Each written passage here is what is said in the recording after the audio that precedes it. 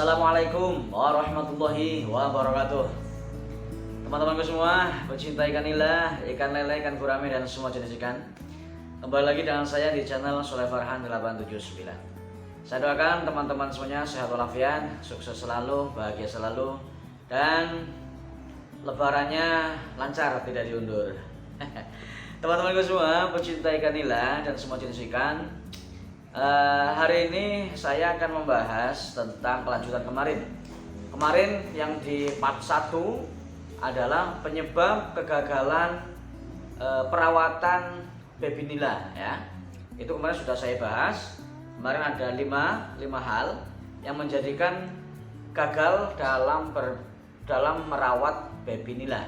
Nah, sekarang saya akan membahas 5 juga yang saya amati, 5 hal yang menjadikan gagal dalam pembesaran sampai nanti panen ya. Jadi teman-teman harus tahu dulu biar nanti tambah semangat dalam berbudidaya, lebih optimis akan sukses. Oh ya teman-teman, saya tidak biasa ini memakai kacamata ya, tentu ada sebabnya.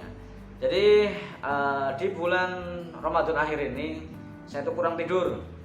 Ya, jadi mata saya itu terlihat sayu, terlihat layu, terlihat kurang energik. Jadi biar itu tertutupi dan saya masih tetap bisa melihat dengan oke, saya menggunakan kacamata hitam. Nah, jadi kacamata ini juga sudah pernah sampai Arab Saudi ya teman-teman. Oke, jadi saya akan sedikit bahas kesalahan pembesaran ikan nila sehingga menjadikan gagal. Jadi yang pertama yang sering kali terjadi ini adalah masalah volume air yang terlalu sedikit ya. Volume air yang terlalu sedikit ini menjadikan ikan itu lambat besar. Silakan teman-teman mencoba. Kalau misalkan sungguh-sungguh ingin pembesaran, saya menyarankan minimal air atau kolam di air itu air di kolam itu minimal 80 cm atau 50 cm ke atas. Kalau hanya berukuran 30 cm, 20 cm, memang sebagian ada yang sukses, tapi lebih banyak yang tidak sukses. Jadi dia akan lambat besarnya. Nanti kalau sudah terlanjur tua, gampang mengendoknya, gampang bertelurnya. Jadi begitu ya teman-teman. Terus kemudian itu yang pertama yang perlu diwaspadai, pastikan air jangan terlalu sedikit tuh teman-teman ya, minimal 80 cm lah. Kemudian kepadatan tebar atau padat tebar yang tidak kira-kira ini juga bisa menjadikan gagal karena pakan yang bagus itu juga ditakar. Kalau kita tidak tahu berapa isi kolam, berapa ikan yang ada di dalam kolam, maka kita juga akan susah menakar untuk pemberian pakan. Itu satu kekurangannya. Yang nomor, kalau tidak tahu kepadatan tebar yang ada di dalam kolam. Yang nomor 2, kekurangan dari kepadatan yang berlebih misalkan itu adalah ikan yang sudah terlanjur kecil, dia tidak bisa mendapatkan pakan secara maksimal. Kenapa? Sudah pasti pakan ini akan lebih cepat direbut oleh yang lebih besar.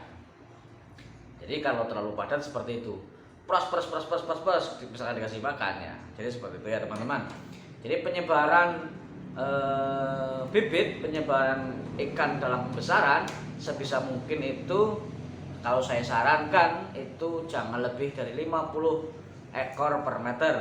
Insya Allah nanti pertumbuhan akan bagus dan kualitas juga bagus, artinya sehat-sehat, juga bobot, juga berat-berat ya. Itu yang nomor 2. Yang nomor 3, kekeliruan atau kesalahan yang menjadikan gagal dalam pembesaran sampai panen itu adalah tidak pernah sortir.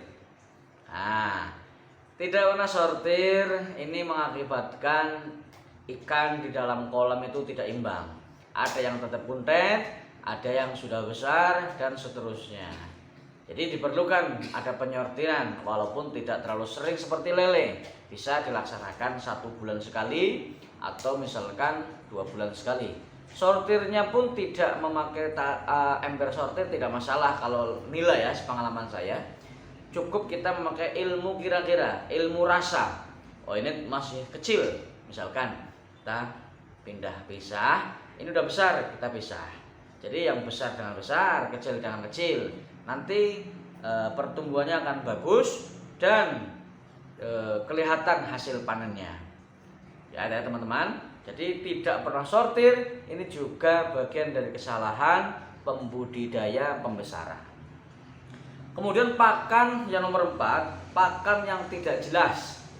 Nah, maksudnya pakan tidak jelas, ya satu, masalah kedisiplinan memberi pakan tidak jelas. Kadang dikasih makan, kadang tidak. Lah, ini terbukti sama saya yang dulu pernah saya bikin video. Ikan saya itu kerdil-kerdil. Kenapa? Karena saya jarang kasih makan. Karena memang itu bukan priority ya, bukan prioritas, sehingga saya ya kadang kasih makan, kadang tidak. Hasilnya apa? Hasilnya kerdil, hasilnya kuntet. Nah, itu pakan yang tidak jelas. Misalkan pertama adalah kedisiplinan memberi makan.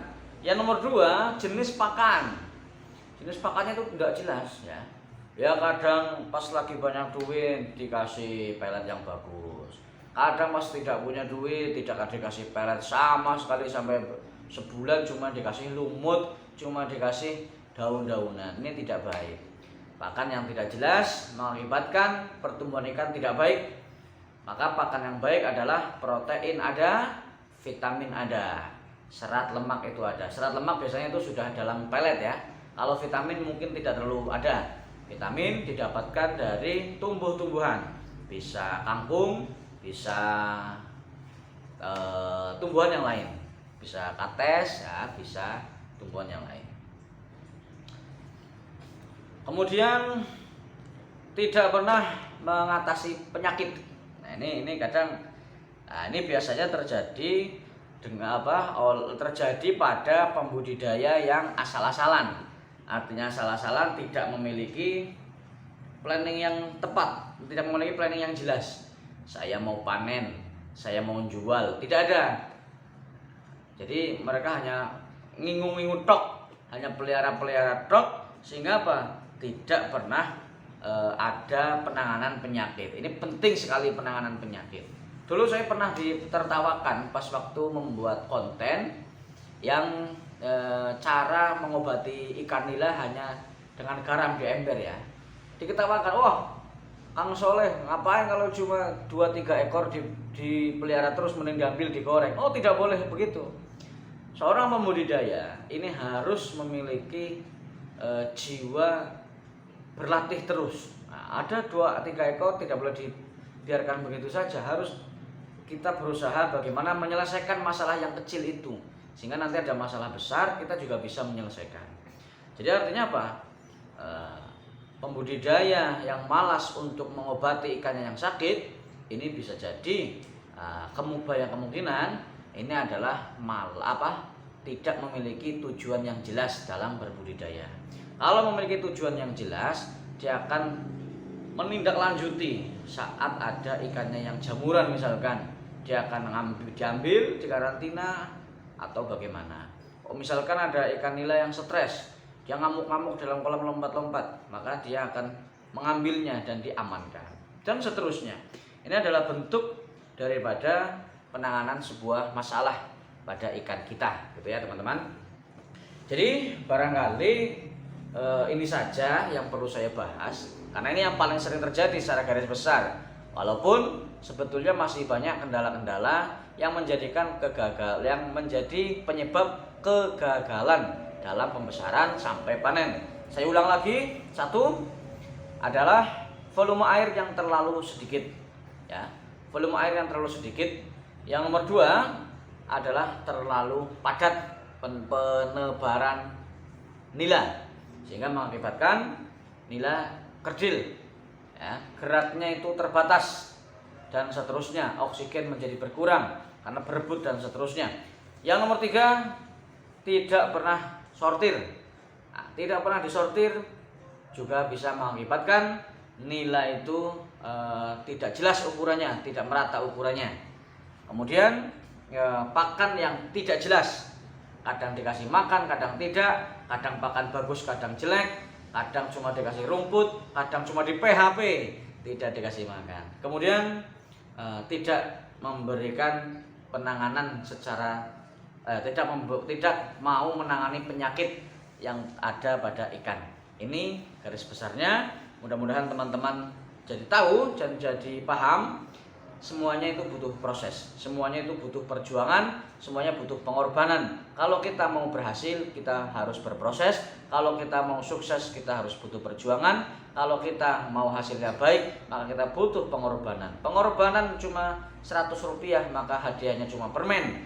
Itulah teman-teman yang perlu saya pahamkan di siang hari ini di penghujung Ramadan. Mudah-mudahan ini berguna, mudah-mudahan semua dosa kita diampuni, dan mudah-mudahan kita semuanya sehat selalu sampai Ramadan yang akan datang. Terima kasih, salam berbagi cerita, berbagi pengalaman, berbagi rezeki, dan berbagi ilmu. Assalamualaikum warahmatullahi wabarakatuh, salam sukses.